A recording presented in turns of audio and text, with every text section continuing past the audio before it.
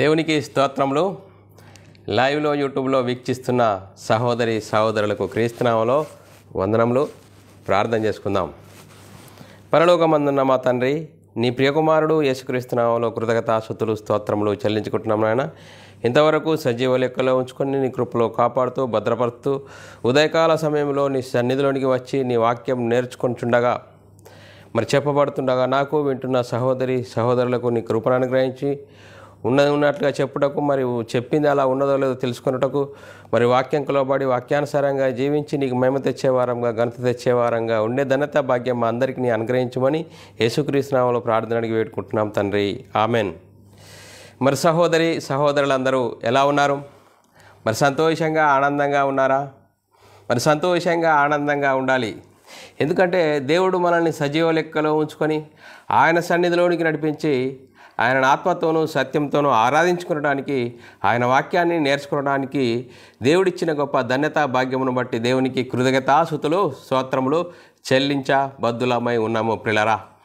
Facebook ద్వారా కానీ YouTube ద్వారా కానీ మీ చేరువలోనికి వచ్చి మీతో వాక్యం పంచుకోవడానికి దేవుడిచ్చిన గొప్ప ధన్యత భాగ్యమును బట్టి దేవునికి కృతజ్ఞతాస్తుతులు స్తోత్రములు చెల్లించబద్దుడనే ఉన్నాను ప్రియులారా. పిల్లారా, క్రీస్తు రాజ్యము అనే అంశము నేర్చుకుంటున్నాము. క్రీస్తు రాజ్యము అనే అంశంలో చాలా అంశాలు ఉన్నాయి.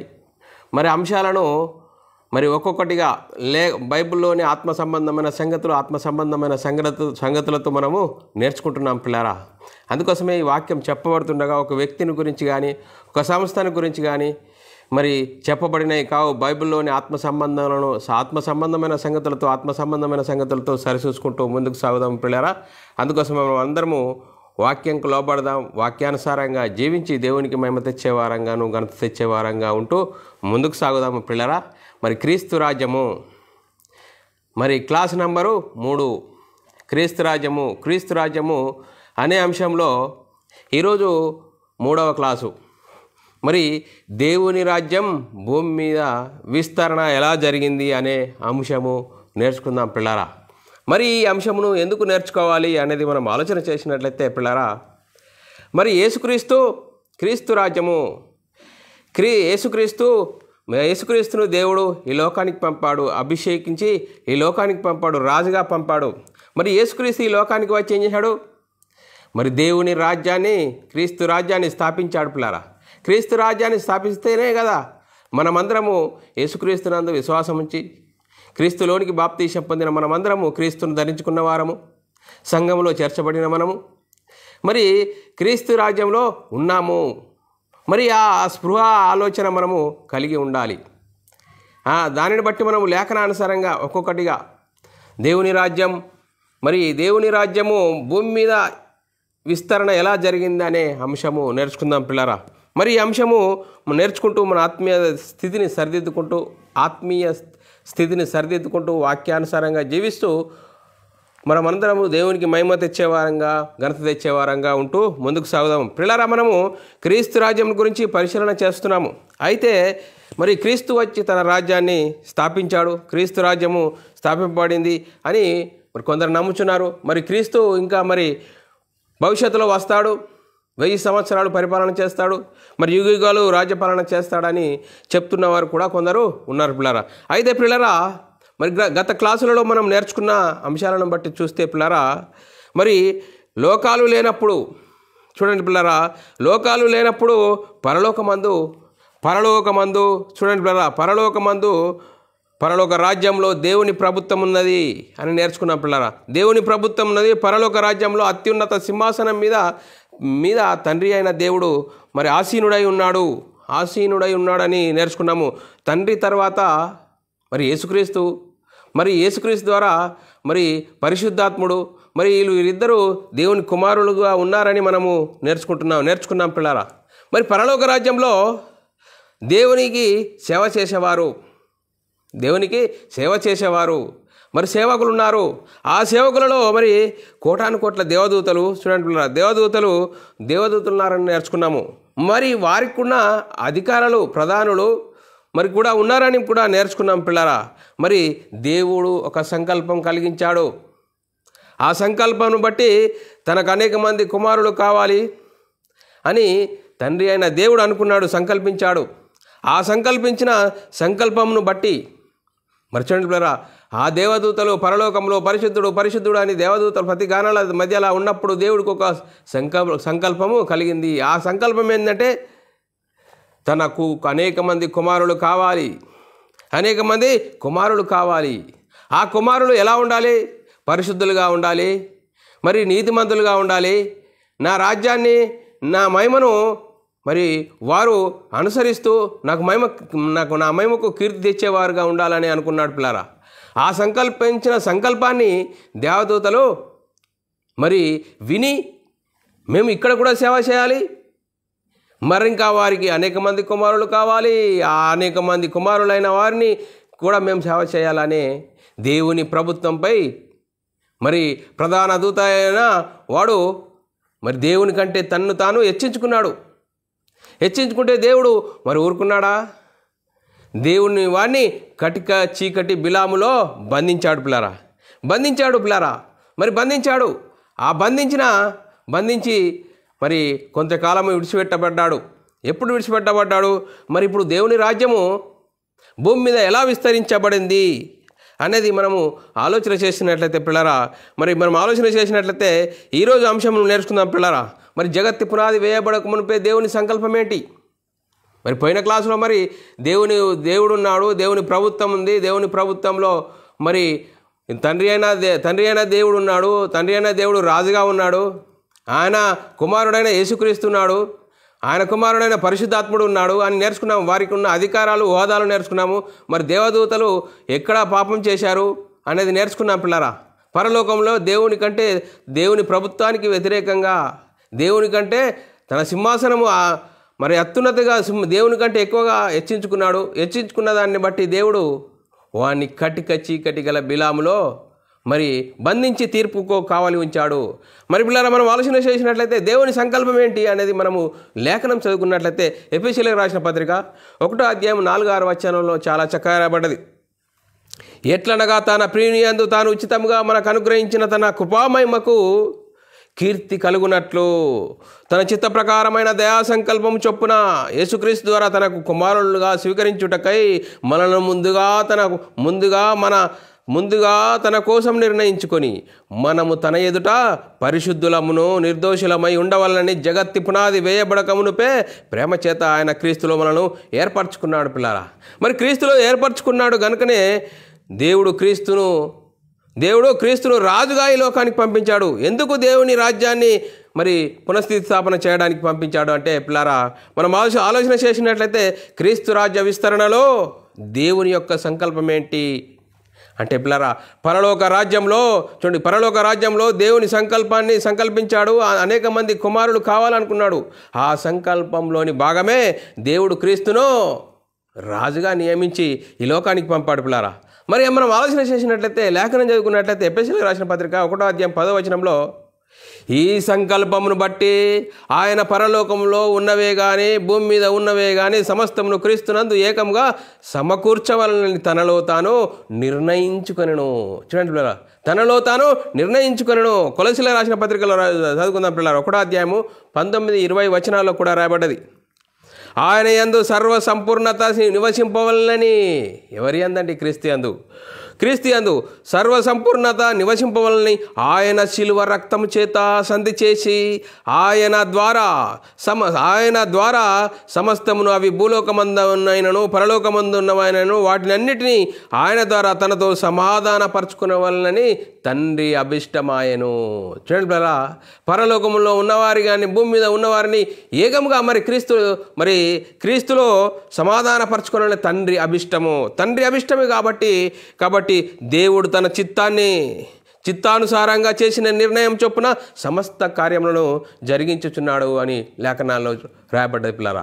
ఎలా జరిగించుచున్నాడు అనేది లేఖనం చదువుకున్నట్లయితే ఎఫెసీయులకు రాసిన పత్రిక 1వ అధ్యాయం 11-12 వచనాల్లో చాలా చక్కగా రాయబడ్డది. మరియు క్రీస్తునందు ముందుగా నిరీక్షించిన మనము తన మహిమకు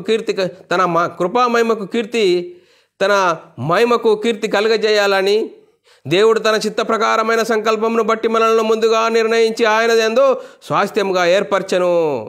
ఆయన తన చిత్తానుసారంగా చేసిన నిర్ణయం చొప్పున సమస్త కార్యములను జరిగించుచున్నాడు. మరి జరిగించుతున్నాడు. పిల్లారా, మరి దేవుడు జగత్తు పునాది వేయబడక మునుపే సంకల్పించాడు. ఆ సంకల్పంను బట్టి దేవుడు తన రాజ్యాన్ని భూమి మీద ఎలా విస్తరిస్తాడు అనేది మనము తెలుసుకుందాం పిల్లారా. మరి దేవుడు తన రాజ్యాన్ని విస్తరించాడు. విస్తరణలో కావలసినది ఏంటి అంటే తండ్రి అయిన దేవుడు రాజుగా ఉన్నాడు. భూభాగం కావాలి. చూడండి పిల్లరా, మరి ప్రజలు కావాలి, చట్టం కావాలి. ఒక రాజ్యం ఏర్పడాలంటే రాజు కావాలి, భూభాగం కావాలి, ప్రజలు కావాలి, చట్టం కావాలి అని. మరి పిల్లరా, ఆ చట్టం ఏంటో మనం తెలుసుకున్నట్టయితే ఒకటిగా మనము దేవుడు తన రాజ్య విస్తరణ కోసము ఈ లోకాలన్నీ కలుగజేశాడు. లోకంలో భూమిని కలుగజేశాడు. దాన్ని స్థిరపరిచి మానవ నివాసయోగ్యంగా భూమిని చేశాడు పిల్లరా. చూడండి పిల్లరా, దేవుడు మరి రెండవది ఏంటి అంటే ప్రజలు ఎలా ఉండాలనుకున్నాడు?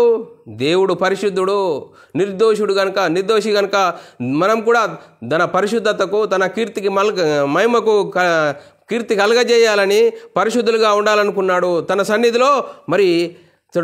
సన్నిధిలో పరిశుద్ధులుగా ఉండాలనుకున్నాడు. మూడోదిగా మన ఎట్లా అనుకున్నాడు అనేది మనం లేఖనం చూసుకున్నట్లయితే ఆదికాండము 1:26-27 వచనాల్లో చాలా చక్కగా రాయబడ్డది. దేవుడు మన స్వరూపమందు మనము మన పోలిక చొప్పున నరులను చేయుదము.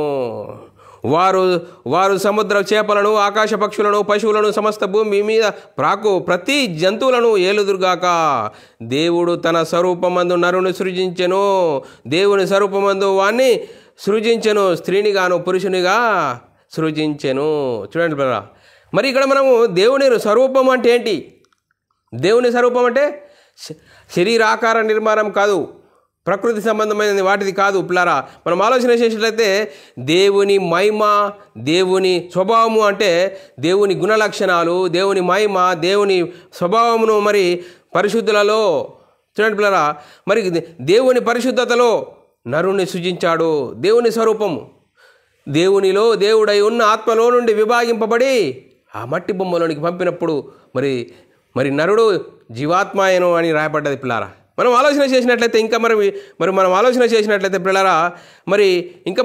చేసినట్లయితే ఇంకా దేవుడు ఏమని సంకల్పించాడు అనేది మనం ఆలోచన చేసినట్లయితే ఇక్కడ దేవుని స్వరూపం అంటే శరీరాకార నిర్మాణం కాదని మనం తెలుసుకుంటున్నాము. మరి దేవుని స్వభావం అంటే ఆత్మ, దేవుని గుణలక్షణాలు, దేవుని మహిమ, దేవుని స్వభావంను తెలియజేసేది. ఆ స్వభావంలో నరుని సృజించాడని నేర్చుకున్నాము. మరి ఆదికాండం 2:7 వచనంలో చాలా చక్కరబడ్డది. దేవుడైన యెహోవా నేలమంటితో నరును నిర్మించి వాని నాసికారంధ్రములలో జీవవాయువును ఊదగా నరుడు జీవాత్మాయేను. కాబట్టి ప్రిలారా, దేవుని రాజ్యం అంటే ఎవరంటే ఆదాము అవ్వలు. దేవుని రాజ్యంలో ప్రజలు ఎవరు? ఆదాము అవ్వలు. మరి పిల్లరా, ఆదికాండం 2:18 వచనంలో మరియు దేవుడైన యెహోవా నరుడు ఒంటరిగా ఉండుట మంచిది కాదు వానికి సాటి అయిన సహాయము మరి వాని కొరకు చేయుదును అనుకొనెను. చూడండి పిల్లరా, చేయుదును అనుకొని ఏం చేశాడు పిల్లలు? ఎలా చేశాడు? ఆదికాండంలో రాయబడ్డది. 2:21-25 వచనాల్లో చాలా చక్కగా రాయబడ్డది. ఆ లేఖనం చదువుకుందాం. అప్పుడు దేవుడైన యెహోవా ఆదామునకు గాఢ నిద్ర కలగజేసి అతడు నిద్రించినప్పుడు తన ప్రక్కటెముకలలో ఒకదానిని తీసి ఆ చోటును మాంసంతో పూడ్చి తర్వాత దేవుడైన యెహోవా తాను ఆదాము నుండి తీసిన ప్రక్కటెముకను స్త్రీనిగాను నిర్మించి ఆమెను ఆదాము వద్దకు తీసుకొని వచ్చాను. అప్పుడు ఏ విధంగా చెప్తున్నాడు? అప్పుడు ఆదాము ఎట్లనను చూడండి పిల్లరా, నా ఎముకలలో ఒక ఎముక, మాంసంలో నా మాంసంలో ఇది నరుడి నుండి తీయబడినది కనుక నారీ అనబడెను. 24 వచనం, కాబట్టి పురుషుడు తన తల్లిని విడిచి తన భార్యను హత్తుకొనును, వారు ఏక శరీరముగా ఉందురు. చూడండి పిల్లరా, అప్పుడు ఆదామును అతని భార్యయు వారిద్దరూ మరి దిగంబరులుగా ఉండిరి, అయితే వారు సిగ్గునందకై ఉండిరి. చూడండి పిల్లరా, మనం ఆలోచన చేసినట్లయితే తర్వాత దేవుడు వారిని ఆశీర్వదించాడు. వారికి వివాహం చేశాడు, వారిని ఆశీర్వదించి వారు ఎలా ఉండాలి అని ఆదికాండంలో రాయబడ్డది. ఆదికాండం 1:28 రాయబడ్డది. దేవుడు వారిని ఆశీర్వదించి, ఎవరిని? ఆదామవ్వలను ఆశీర్వదించి, ఎట్లనగా మీరు ఫలించి అభివృద్ధి పొంది విస్తరించి భూమిని నించుడని దానిని లోపరుచుకునుడి, సముద్రపు చేపలను ఆకాశ పక్షులను భూమి మీద ప్రాకు జీవులను ఏలుడని దేవుడు వారితో చెప్పెను. ఇక మూడోదిగా మనం ఆలోచన చేసినట్లయితే దేవుడు విస్తరించిన తన రాజ్యంలో ఏం కావాలి? భూభాగం వచ్చేసింది. మరి ప్రజలు వచ్చారు, చట్టం కావాలి. చూడండి మరి ఆ చట్టం ఏంటో మనం ఆలోచన చేసినట్లయితే ఆదికాండం 2:16-17 రాయబడ్డది. మరి ఆదామును ఏదైనా తోటలో ఉంచాడు.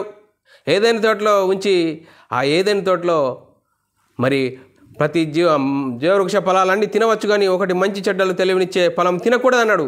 ఆదికాండము 2:16-17 చదువుకున్నట్లయితే, మరియు దేవుడైన యెహోవా ఈ తోటలోనున్న ప్రతి వృక్ష ఫలమును నీవు నిరభ్యంతరంగా తినవచ్చును, అయితే మంచి చెడ్డలను తెలివినిచ్చు వృక్ష ఫలమును తినకూడదు, నీవు వాటిని తినుదినమున నిశ్చయముగా చచ్చేదమని నరునికి ఆజ్ఞాపించెను. చూడండి పిల్లరా, దేవుని రాజ్య విస్తరణలో తన రాజ్యంలో తండ్రి అయిన దేవుడు రాజుగా ఉన్నాడు. భూభాగము ఆరిన నేల, ప్రజలు ఎవరంటే ఆదామవ్వలు. చట్టము ఏంటి అంటే మంచి చెడ్డలను తెలివిలిచ్చే వృక్ష ఫలము తినకూడదు. మరి ఇది భూమి మీద దేవుడు విస్తరించిన తన రాజ్యము. చూడండి పిల్లరా, ఈ రాజ్యానికి చట్టం ఎక్కడి నుండి వచ్చిందంటే పిల్లరా, మరి మనం ఆలోచన చేసినట్టయితే మరి ఆదామవ్వలు ఏ రాజ్య పౌరులుగా ఉన్నారు అంటే పరలోక రాజ్య పౌరులుగా ఉన్నారు. ఇది దేవుడు భూమి మీద విస్తరించిన తన రాజ్యము. చూడండి పిల్లరా, ఆదామవ్వల పౌరస్థితి ఎక్కడుందంటే పరలోకమందున్నది. దేవుడు పరలోకం నుంచి మరి దేవుని ఆజ్ఞను మరి అనుసరించాలి. మంచి చెడ్డలు తెలివినిచ్చి ఫలము తినకూడదు, తింటే చస్తావు. దేవుని నుండి ఎడబాటు, ఆత్మ మరణము. తర్వాత దేవుడు ఏం చేశాడు అనేది మనం తెలుసుకున్నట్లయితే పిల్లరా, మరి మనం తెలుసుకున్నట్లయితే దేవుడు మరి ఆదామవ్వలను వాడు ప్రేరేపించి ఆజ్ఞను అతిక్రమించే విధంగా చేశాడు సాతాను. దేవుడు పాతాళంలో వాడిని ఏం చేసాడు? పాతాళంలో బంధించి భద్రం చేశాను. అపవాది మరి విడిచిపెట్టబడ్డాడు. కొంచెం కాలము విడిచిపెట్టబడ్డాడని లేఖనాల్లో రాయబడ్డాయి. ప్రకటన గ్రంథంలో 20:2-3 అతడు ఆది సర్పమును అనగా అపవాదిని సాతానును ఘటసర్పమును పట్టుకొని 1000 సంవత్సరములు వారిని బంధించి అగాధములో పడవేశాను. మరి మనం ఆలోచన చేసినట్లయితే పిల్లరా, మరి 1000 సంవత్సరములు గడుచు వరకు ఇక జనములను మోసపరచకుండునట్లు అగాధమును మూసివేసి దానిని ముద్ర వేసెను. అటుపిమ్మట వాడు కొంచెము కాలము విడిచిపెట్టబడ్డాడు. చూడండి పిల్ల, వాడు కొంచెం కాలం విడిచిపెట్టబడాలి. విడిచిపెట్టబడ్డ కాలము ఎప్పుడు అంటే దేవుడు తన రాజ్యాన్ని భూమి మీద విస్తరించిన తర్వాత కొంచెము కాలము విడిచిపెట్టబడ్డాడు పిల్లలు. ఇక్కడ 1000 అంటే అక్షరార్థంగా 1000 అని కాదు, దీర్ఘకాలాన్ని సూచించేదిగా మనం అర్థం చేసుకోవాలి. మరి ప్రకటన గ్రంథంలో రాయబడ్డది 20:7 1000 సంవత్సరములు గడిచిన తర్వాత సాతాను తానున్న చెరలో నుండి విడిపింపబడును. చూడండి, దేవుడు సాతాను చెరలో నుండి ఎప్పుడు విడిచిపెట్టాడంటే మరి విడిచిపెడితే వాడు ఎక్కడికి వచ్చాడు అన్నది మనం ఆలోచన చేసినట్లయితే, దేవుడు తన రాజ్యాన్ని భూమి మీద విస్తరించిన తర్వాత ఏం జరిగిందంటే పాతాళంలో ఉన్న సాతానును వాని అనుచరులను విడిచిపెట్టడం జరిగింది. నేరుగా వాడు ఎక్కడికి వచ్చాడు? ఏదెన్ తోటలోనికి వచ్చి ఆదామవ్వల దగ్గరికి వచ్చాడు. ఆదామును టచ్ చేశాడు. ఆదాము లోబడలేదు. మరి ఆదాము లోబడలేడు కాబట్టి మరి అవ్వ దగ్గరికి వచ్చాడు. అవ్వ దగ్గరికి వచ్చి ఇది నిజమా? చూడండి పిల్లరా, వాడు ఏ విధంగా మరి ఆజ్ఞను అతిక్రమించే విధంగా సాతాను చేస్తున్నాడు అన్నది మనం ఆలోచన చేసినట్లయితే పిల్లరా, మరి ఆదికాండము 2:8-9 రాయబడ్డది. దేవుడైన యెహోవా తూర్పున ఏదెనులో ఒక తోట వేసి తాను నిర్మించిన నరుని దానిలో ఉంచెను. మరియు దేవుడైన యెహోవా చూపునకు రమ్యమైనది ఆహారమునకు మంచిదియునైన ప్రతి వృక్ష ఫలమును తోట మధ్యనున్న జీవవృక్ష ఫలమును మరి తినవచ్చును. మంచి చెడ్డలు తెలివినిచ్చే వృక్ష ఫలము తినకూడదు, మొలిపించును గాక నేను. చూడండి బ్రదరా, మరి అన్నీ ఆ తోటలో ఉన్నాయి. జీవవృక్ష ఫలం అన్ని ఫలములు తినవచ్చును, కానీ మంచి చెడ్డల తెలివినిచ్చే ఫలము తినకూడదు. 10వ వచనంలో, మరియు దేవుడైన యెహోవా ఈ తోటలో ఉన్న ప్రతి వృక్ష ఫలములను నువ్వు నిరభ్యంతరంగా తినవచ్చును, అయితే మంచి చెడ్డలు తెలివినిచ్చే ఫలము వృక్ష ఫలమును తినకూడదు. నీవు వాటిని తినుదినమున నిశ్చయముగా చచ్చేదమని నరునికి ఆజ్ఞాపించెను. చూడండి పిల్లరా, మనం ఆలోచన చేసినట్లయితే ఎంతవరకు అయితే దేవుని ఆజ్ఞను అనుసరిస్తున్నారో వారు దేవుని కుమారులుగా ఉన్నారు, దేవుని రాజ్యంలో ఉన్నారు, దేవుని కుమారులుగా ఉన్నారు. మరి పిల్లరా, మరి ఆజ్ఞను అతిక్రమిస్తే దేవుని రాజ్యంలో ఉండరు. చూడు, దేవుని రాజ్యంలో ఉంటారా? ఉండరు. మరి ఆదాము అవ్వలు దేవుని ఆజ్ఞను అనుసరించినప్పుడు చల్లపూట సాయంకాలంలో దేవునితో మాట్లాడుతున్నారు. మరి ఎప్పుడైతే సాతాను ఎంటర్ అయిపోయి ఇది నిజమా, దేవుడు ఈ పళ్ళమును ఈ మంచి చెడ్డ తెలివి ప్రాబ్లం తినకూడదని చెప్పినా. చూడండి పిల్లరా, మరి చూడండి లేఖనం చూసుకున్నాం పిల్లరా, అతిక్రమించే దేవుని రాజ్యం కుమారులుగా ఉండరు. దేవుని మరి ఆదాము అవ్వలు అతిక్రమిస్తే ఆజ్ఞ అతిక్రమే పాపం అయిపోతుంది. దేవుని రాజ్యం పతనం అయిపోతుంది. లేఖనం చూసుకుందాం పిల్లరా, ఏ విధంగా వాడు సాతాను ఎంటర్ అయ్యాడు. ఆదికాండము 3వ అధ్యాయం 1 నుంచి 13 వచనాల్లో చాలా చక్కగా రాయబడ్డది. ఏ విధంగా వాడు సంపాదిస్తున్నాడు, వారి విధానం ఏంటి అనే లేఖనాలు చూసుకుంటున్నాం పిల్లరా. దేవుడైన యెహోవా చేసిన సమస్త భూజంతువులలో సర్పము యుక్తి గలదై ఉండెను. అది ఆ స్త్రీతో, ఇది నిజమా ఈ తోట చెట్లలో దేని ఫలములను నేను మీరు తినకూడదని దేవుడు చెప్పెనా అని అడిగాను. అందుకు స్త్రీ ఏమని చెప్తున్నది, ఈ తోట చెట్ల ఫలములను మేము తినవచ్చును, అయితే తోట మధ్యలో ఉన్న చెట్టు మరి చెట్టు ఫలములను మరి తినకూడదు. దేవుడు వాటిని తినదినమున నువ్వు చస్తావని మరి వాటిని తినకూడదని, వాటిని ముట్టకూడదని చెప్పినని సర్పంతో అనెను. చూడండి బ్రదరా, మరి సాతాను అవ్వను టచ్ చేసినప్పుడు ఆదాము మోసపరచబడలేడు. అవ్వ మోసపరచబడి ఏమన్నది, ఇది నిజమా అంటే, చూడండి పిల్లరా, నిజమా అంటే మరి అవ్వ నిజమే చెప్పింది. మరి ఈ తోటలో ఉన్న ఫలములు నిరభ్యంతరంగా తినవచ్చును, తోట మధ్యలో ఉన్న మంచి చెడ్డలు తెలివినిచ్చే ఫలము తింటే చస్తావని దేవుడు మాకు చెప్పాడు. అందుకు సర్పము, మీరు చావనే చావరు. చూడండి పిల్లరా, మీరు చావనే చావరు. ఏలయనగా మీరు మరి చూడండి, ఏలయనగా మీరు వాటిని తినుదినమున మీ కన్నులు తెరవబడును, మీరు మంచి చెడ్డలను తెలివినిచ్చే వారై దేవతల వలె ఉందురు. దేవునికి తెలియనని స్త్రీతో చెప్పగా, చూడండి బ్రదరా, వారు దేవ స్వభావంలో ఉన్నారు, కానీ వీడచ్చించుడు మీరు చావనే చావరా అన్నాడు. దేని గురించి వీడు చెప్పేది? సాతాను చెప్పేది శరీరం గురించి చెప్తాడు, దేవుడు చెప్పేది ఆత్మ గురించి చెప్తాడు. చూడండి బ్రదరా, మీరు చావనే చావరు, దేవతల వలె అంటే దేవుని కుమారత్వం గొప్పదా? దేవతలు అంటే మరి దూతలు పిల్లరా, ఆ దూతలు గొప్పవారా అంటే, చూడండి పిల్లరా, వారుకున్న స్వభావం అనేది వారు అర్థం చేసుకోలేకపోయారు, మోసపోయారు. చూడండి పిల్లరా, మోసపోయారు. 6వ వచనంలో 4-6 వచనంలో, అందుకు సర్పం, మీరు చావనే చావరు, ఏలైనగా మీరు వాటిని తినుదినమున మీ కన్నులు తెరవబడును, మీరు మంచి చెడ్డలను ఎరిగిన వారై దేవతల వలె ఉందురని దేవునికి తెలియనని స్త్రీతో చెప్పగా, ఆ స్త్రీ ఆ వృక్షము ఆహారమునకు మంచిదియో కన్నులకు అందమైనదియో, చూడండి, వివేకమిచ్చు రమ్యమైనదియోనై ఉండుట చూసినప్పుడు ఆమె దాని ఫలములలో కొన్ని తీసుకొని తిని తనతో పాటు తన భర్తకు ఇచ్చెను, అతడు కూడా తినెను. అప్పుడు వారిద్దరూ కన్నులు తెరవబడెను. వారు తాము దిగంబరులమని తెలుసుకొని అంజూరపు ఆకులు కుట్టి తమకు కచ్చడములను చేసుకొనిరి. చల్లపూట ఆదాము అతని భార్యయు తోటలో సంచరించుచున్నప్పుడు దేవుడైన యెహోవా స్వరము విని, దేవుడైన యెహోవా ఎదుట రాకుండా తోట చెట్ల మధ్యను దాగుకొని దేవుడైన యెహోవా ఆదామును పిలిచి నీవు ఎక్కడున్నావో, చూడండి, నీవు ఎక్కడున్నావు? అందుకతడు, తోటలోని స్వరము విన్నప్పుడు దిగంబరినిగా ఉంటిని గనుక భయపడి దావుకొనెను. అందుకు ఆయన, నీవు దిగంబరం నీకు తెలిపిన వాడెవడు? నీవు తినవద్దని నీకు ఆజ్ఞాపించిన వృక్షఫలములు తింటివా అని అడిగాను. చూడండి పిల్లరా, తింటివా అని అడిగాను. చూడు, నీవు దిగంబరివని నీకు చెప్పిన వాడెవడు? నేను తినవద్దని పండు తింటివా అని. చూడండి పిల్ల, తింటివా అంటే మరి ఏమంటాడు ఆదాము?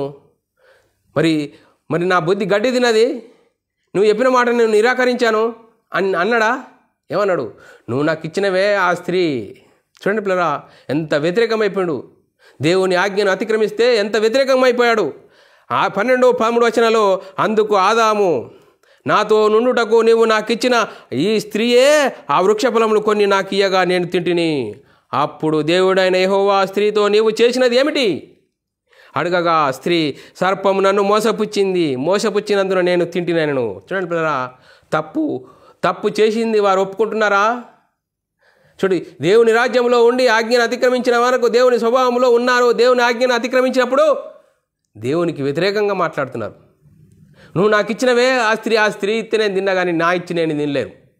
మరి స్త్రీని అడిగితే, నన్ను సర్పం మోసపుచ్చింది, అందుకోసమే నేను తిన్నా అంటున్నాడు. పిల్లరా, ఎంత వ్యతిరేకంగా మారిపోయింది. చూడండి పిల్లరా, అవ్వ సాతాను చేత ఎందుకు మోసపోయిందంటే, చూడండి పిల్లరా, ఎందుకు మోసపోయింది అని లేఖనం చూసుకున్నట్లయితే 1 తిమోతి రాసిన పత్రిక 2వ అధ్యాయం 13-14 వచనాల్లో చాలా చక్కగా రాబడ్డది.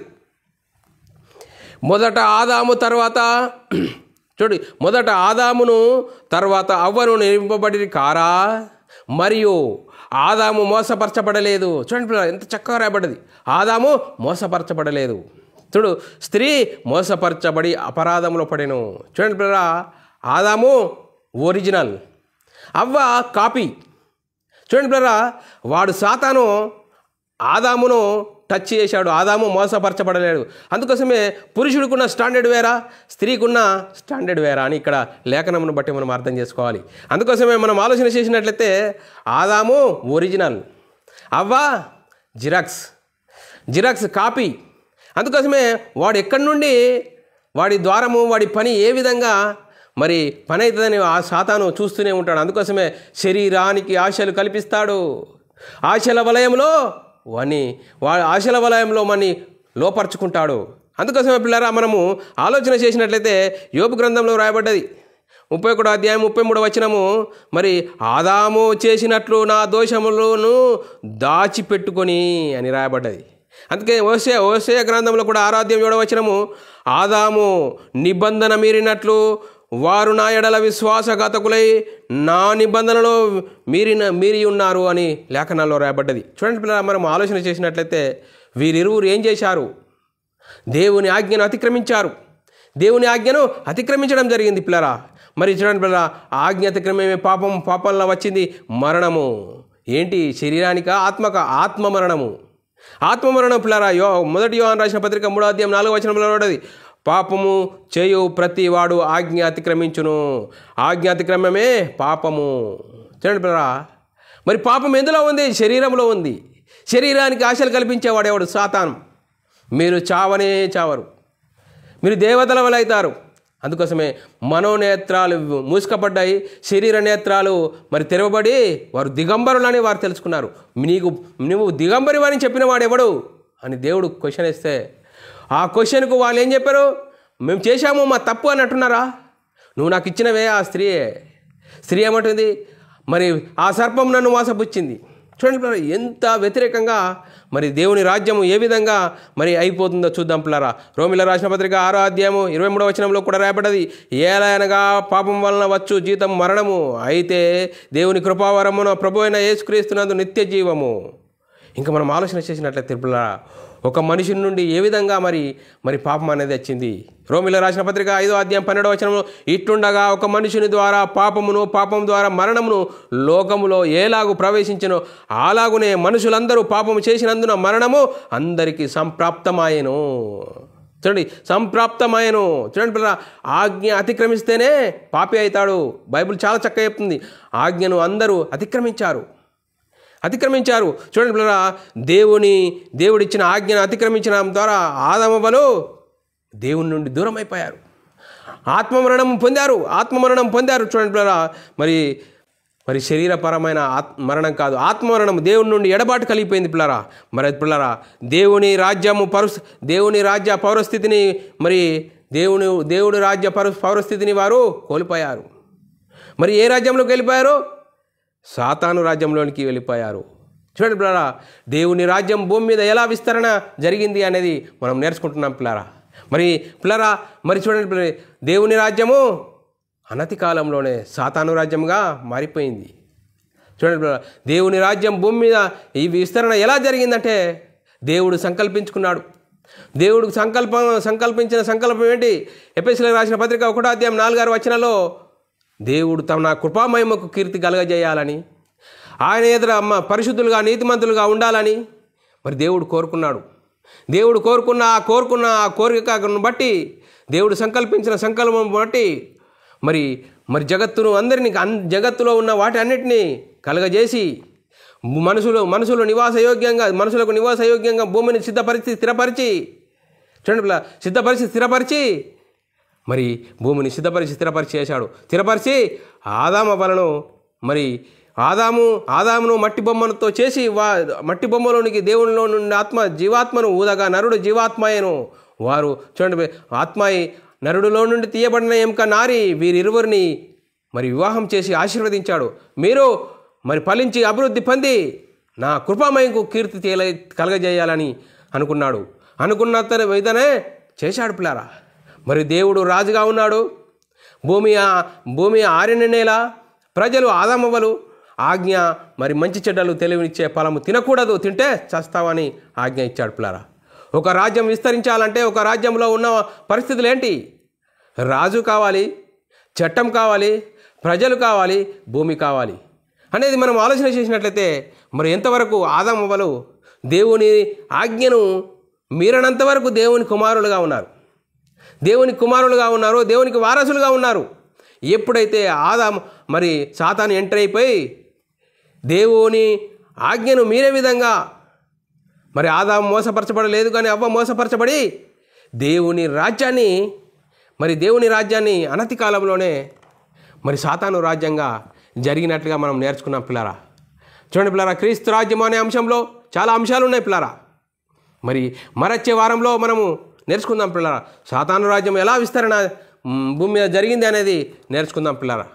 మరి పిల్లారా, క్రీస్తు రాజ్యము అనే అంశంలో 3వ క్లాస్ ఈరోజు భూమి మీద చూడండి, దేవుని రాజ్యం భూమి మీద విస్తరణ ఎలా జరిగింది అనేది నేర్చుకున్నాం పిల్లారా. ఎలా జరిగింది? దేవుడు సంకల్పించుకున్నాడు. ఆ సంకల్పంలోని భాగమే మరి మనుషులకు నివాసయోగ్యంగా భూమిని స్థిరపరిచాడు. మరి చూడండి పిల్లరా, మరి స్థిరపరిచి వారికి ఒక ఆజ్ఞ ఇచ్చాడు. ఆ చట్టంను వారు అనుసరించలేరు, అతిక్రమించారు. ఆజ్ఞ అతిక్రమే పాపం పాలన వచ్చింది, మరణము, దేవుని నుండి ఎడబాటు జరిగిపోయింది. అందుకోసమే పిల్లరా, వచ్చే వారము మరి సాతాను రాజ్యం భూమి మీద ఎలా విస్తరణ జరిగింది అనేది అంశము నేర్చుకుందాం పిల్లరా. ఇలా మనం ఒక్కొక్కటిగా లేఖనానుసారంగా క్రీస్తు రాజ్యం అనే అంశంలో చాలా పాఠాలు ఉన్నాయి. ఇలా ఒక్కొక్కటిగా ఆత్మ సంబంధమైన సంగతులతో నేర్చుకుంటూ మనం ఆత్మీయత స్థితిని సరిదిద్దుకుంటూ మనమందరము దేవునికి మహిమ తెచ్చేవారంగా ఘనత తెచ్చేవారంగా ఉంటూ ముందుకు సాగుదాం. ఇంతవరకు చెప్పబడిన లేఖనం ప్రతి ఒక్కరి హృదయంలో నీరుగట్టి ఫలింపజేయనుగాక. ఆమెన్. అందరికీ వందనములు, దేవునికి స్తోత్రాలు. ప్రార్థన చేసుకుందాం పిల్లరా. పరలోకమందున్న మా తండ్రి, నీ ప్రియకుమారుడు యేసుక్రీస్తు నామములో కృతజ్ఞతాస్తుతులు స్తోత్రం చెల్లించుకుంటున్నాం నాయన. ఇంతవరకు సజీవులుగా ఉంచి నీ కృపలో కాపాడుతూ మరి దేవుని రాజ్యం భూమి మీద ఎలా విస్తరణ జరిగింది అనే అంశం నేర్చుకోవడానికి కృప చూపినందుకు స్తోత్రాలు. విన్న వాక్యాన్ని విడిచిపెట్టకుండా విన్న మాటల ప్రకారం మా ఆత్మీయ జీవితంలో కట్టుకొని అనేకులకు నీ వాక్యాన్ని ప్రకటించే వారంగా ఉంటూ ముందుకు నీకు మహిమ తెచ్చే వారంగా ఉండే గొప్ప ధన్యత మా అందరికీ అనుగ్రహించినందుకు కృతజ్ఞతాస్తుతులు స్తోత్రం చెల్లించుకుంటూ యేసుక్రీస్తు నామములో ప్రార్థన అడిగి వేడుకుంటున్నాం తండ్రి. ఆమెన్. మరి సహోదరులందరికీ వందనములు, దేవునికి స్తోత్రాలు. ప్రిలారా, ఇలాంటి అంశాలు వినాలనుకుంటున్నారా? యూట్యూబ్ సెర్చ్లో BW అకాడమీ ఛానల్ సబ్స్క్రైబ్ చేసుకోండి. అలాగే బైబుల్ విజ్డమ్ అకాడమీ బేరన్ అని ఛానల్ సబ్స్క్రైబ్ చేసుకోండి. మీ సొంత ప్రార్థనలో మా పరిచర్యని ప్రార్థనలో జ్ఞాపకం చేసుకోవాల్సిందిగా క్రీస్తు ప్రేమను బట్టి బతిమాలుకొచ్చున్నాను. అందరికీ వందనములు, దేవునికి స్తోత్రాలు.